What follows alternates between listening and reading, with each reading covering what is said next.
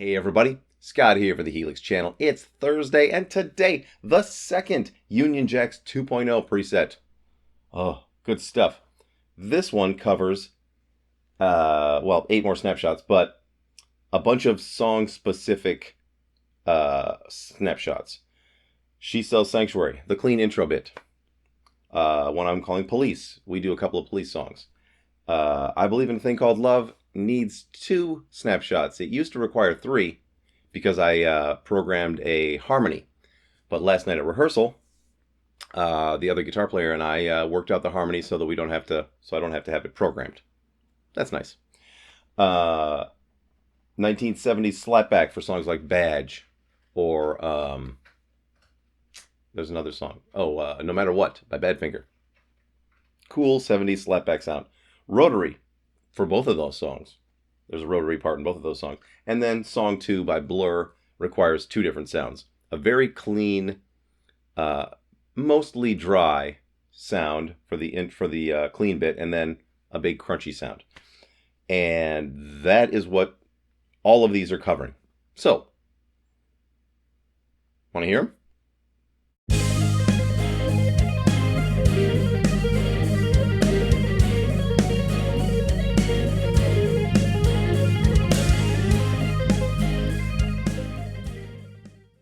Okay, here we are at the Helix. Now, this is Snapshot 1, She Sells Sanctuary, the clean bit. Using the bottom amp, of course, the Cali Texas 2. And that's set to B100, so we can go down to the bottom path here. I have set up a gray flanger, actually a couple of them, because to get this sound the way I want it, it needs 2. One in front of the amp and one after. Same IRs, of course. Now I'm using a little bit of pitch on one of the paths, and then the same gray flanger down here. Some delays. Now this is the a fun trick for thickening up a sound. Use 2 different delays with a slightly different value in the time, and it thickens up the sound. I really like it. And adding a bit of reverb at the end. Now for the Police. The main reason for the season on the Police is the simple pitch, using a ton. Negative 14.4, positive 14.4. There's also the other distinct characteristic to the Police sound is a quick slapback delay. And 120 milliseconds works great. The next one, I Believe in a Thing Called Love. The main thing going on there, it's the top amp, of course. And there's a big hall reverb. It just bathes that one in it, and as a result, it's quieter. And I've made it quieter by and less bottom end by quite a bit, and pulled down a bunch of bottom end.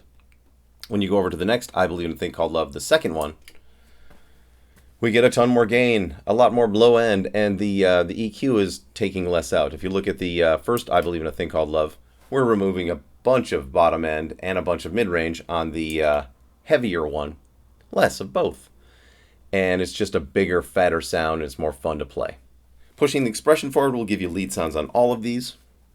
The next one is the 70s slap, which I use for songs like Badge by Cream or No Matter What by Badfinger, and it's the top amp, of course. Not a lot of drive, and what's up with that one is the slapback delay again. That is the main thing that is happening, the main characteristic of the sound. On the next one, the rotary, what I've done is I've taken both of the speakers out, put a rotary in front of both of them. The 145 is my favorite rotary. I don't love it with IRs, but I really love it with my Power Stage 170 into my Marshall cab. It sounds great through that. It is a tricky thing to set volume for because it gets super loud. Something about this thing just, pushes the output hard, and you've got to, dial it back accordingly. The next one, song 2, is a clean sound with not a lot of bottom end, not a lot of mid-range. Both of those are scooped heavily. And it is as clean and dry a sound as I get. So I've adjusted the bottom end to reduce some low end. And the only reverb happening, the only effect is a little bit of reverb, half a second, 18% mix. Very minimal. And the final one is Song 2, 2.2. Song 2.2. And that one is a heavy sound because it's a heavy sound in the song. I add a little bit of pitch shifting. I love to have some pitch shifting in the background, even on my heavy sounds. And it's a low mix, so it just widens the sound to me. And I've dropped down the low cut to give some more bottom end on both of the IRs. And we're using just the top amp, 2.0 drive on that one, and reducing a little bit of the bottom end and some mid-range. Woo! Good stuff. Would you like to hear them?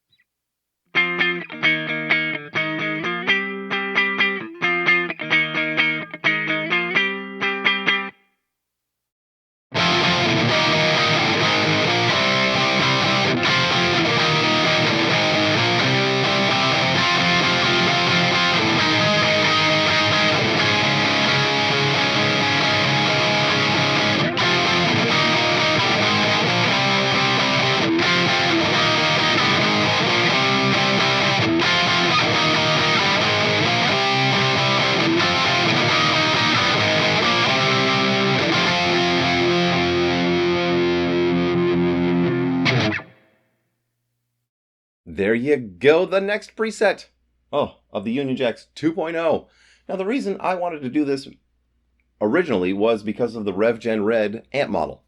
And I swapped out what I usually had was a valve driver in front of the Cali Texas 2.